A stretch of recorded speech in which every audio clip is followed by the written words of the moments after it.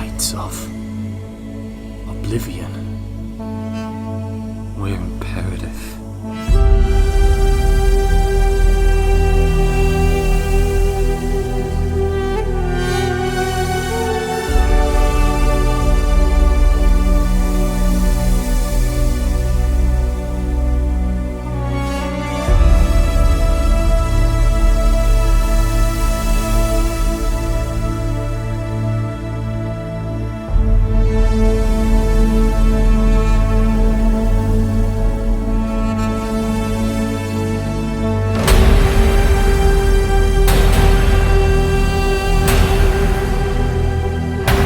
Light your Godzilla fan film cinematically, here are a couple Spitfire tactics that I like to do. If I shine the spotlight directly at Eric, you'd get this overexposed side of his face. By adding a simple light piece of cloth from Walmart as a curtain, you diffuse the light, making it look softer on the character's face. Complementary colors make it more suiting for the audience. In this lab scene, a strong orange and a strong blue clash well, since they're the opposites on the color wheel. Always have a motivated light source. By motivated, I mean the sunlight pouring in through the window. That's a place where light would actually come from in real life. And it's good to show that motivated light source, because then for a close-up like this, your audience will think, oh, that's just the sun from the window, when in fact it's lamps all around my bedroom.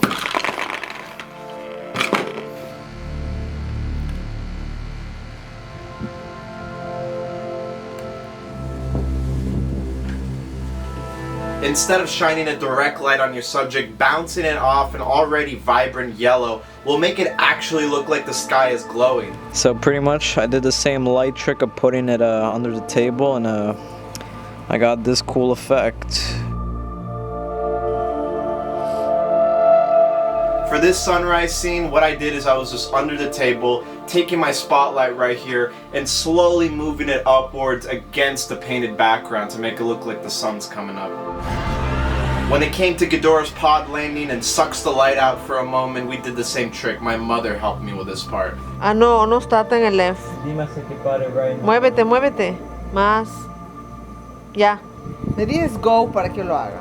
When I say go, tienes que hacerlo rápido. Sí. No tan rápido, pero normal. Go.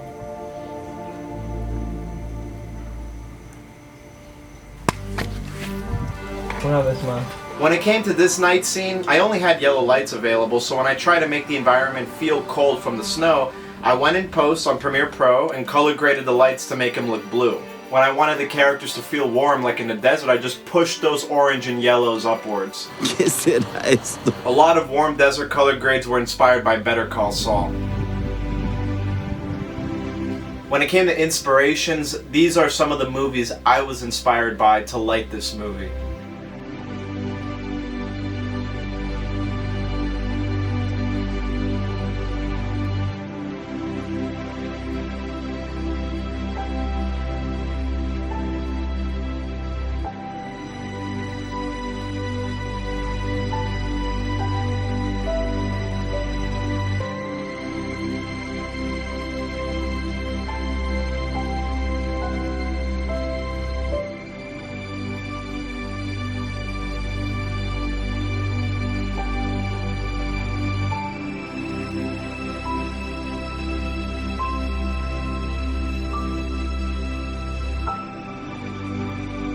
The freedom of doing Godzilla Apex mainly by myself on the set is I get to experiment as long as I want with lighting. I sometimes just spend an hour moving my flashlight from different positions to find the most cinematic lighting on the set.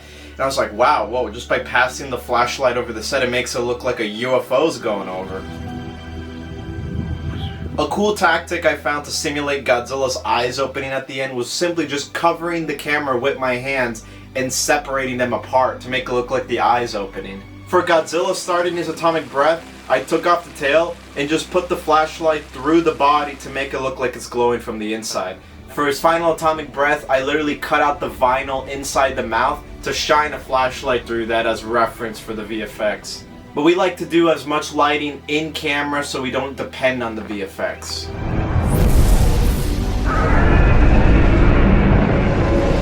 The nightclub scene. That was a dream scene of mine because I've always wanted to experiment with club type lighting. So what I did is I borrowed some of my dad's lights in the house. I had this disco ball, for example.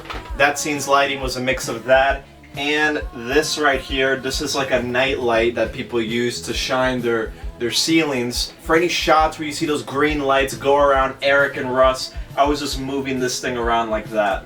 Simple as that. For the disco ball, I just shine the flashlight directly on it. Since it has a mirror type plating, that'll just bounce the flashlight and make it look like it's gleaming. This has probably got to be one of my favorite shots. Look at this. I got the spotlight over there, got the cars there, got the smoke machine, towers, tripod. All I gotta do is a quick zoom like that.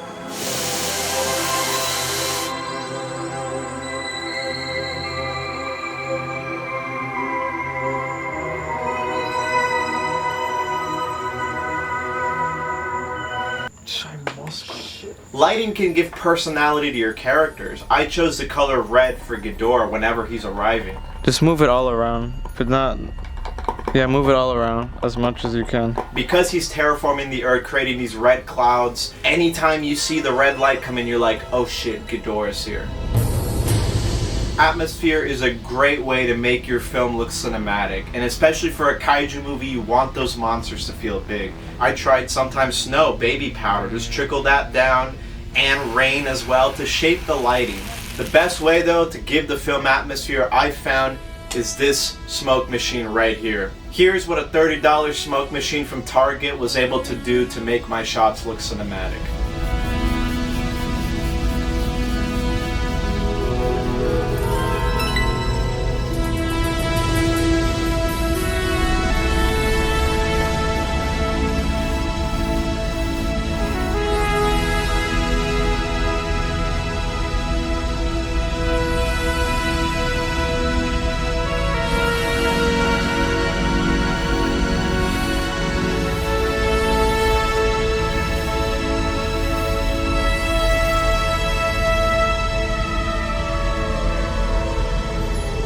It did, however, make my backyard look like Snoop Dogg was over.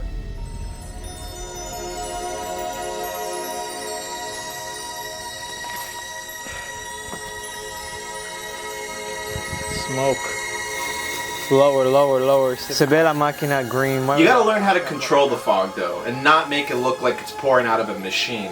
So in the end, what I did sometimes was just pour smoke and just let that settle on the floor to make it look more natural, because sometimes it did fill the set a bit too much. And I had Bruce and Eric here freaking out. Whoa, Eric! While I had these complex light setups, a majority of Godzilla Apex was shot in natural light. The sun was my best friend when it came to that, because all I had to do was position the camera in the right spot. It all depends on the day though. Sometimes you'll get direct sunlight, which creates a strong contrast on the characters, or you'll get days where it's cloudy and everything looks soft like this shot. Barely any shadows. You really have to know what time of the day looks the best too, because if you got a tree over your set and film at 12 p.m. you'll get shadows on the board like this compared to how nice it looks when the sun is at 5 p.m. and there's nothing in front of it. For Russ's death, when I had shots where Eric's face was too dark and you want to see that emotion and the tears in his eyes, I had small pieces of aluminum foil to bounce that sunlight to fill in that area. I love natural night lighting with barely any moonlight. A lot of movies try to depend on having the moon light our characters when in fact there wouldn't be that kind of light. What the hell is lighting them? The moon? They even fucked up lighting. VFX help removing the campfire light bouncing off the wooden panel sky. Now I've talked a lot about how I light my sets, but what does it actually mean for the characters, these human action figures that you're working with? One of the most important things is that it'll give your characters life. My son. A lot of people tell me they were surprised by how it almost looked like the action figures had different faces and different emotions on screen, when in fact they just had the same face throughout the whole movie. From the way I lit them, the way I angled the camera, and the voice acting is how you make action figures come to life. Look at this shot of Bruce. He looks considerably more stressed on the right because I faced him towards the camera. I'm shaking the figure a bit, the lack of light on his face, the uncertainty. You can psychologically make the audience see them having a different face just by how you light them. Also, the closer you are with the camera with your action figures will make us feel more connected to them. This whole time I've hated Godzilla. A good detail to give your characters even more life when it comes to an emotional scene. If you want to make it look like they're glassy-eyed or crying, just smearing a water droplet on the eye will give this gleam to make it look like they're crying. And depending on where you position the light, you'll get that white gleam dot you're looking for. Now, I have to pay the price. Well, ladies and gentlemen, it seems that Kessler is dead. Oh, and I think Eric. I love this final scene between Kess and Eric. I think it's probably some of my favorite lighting in the whole movie. As you can see, we got our fill light here. Key light mainly comes from this back light shining in through the window right there. Gives a really nice shine and color grade to the whole set. This cabinet shouldn't be like this, it should be like that. Eric should be like this, but of course he likes to fall. Oh yeah, here's an alternate death scene where Eric actually does shoot Kessler.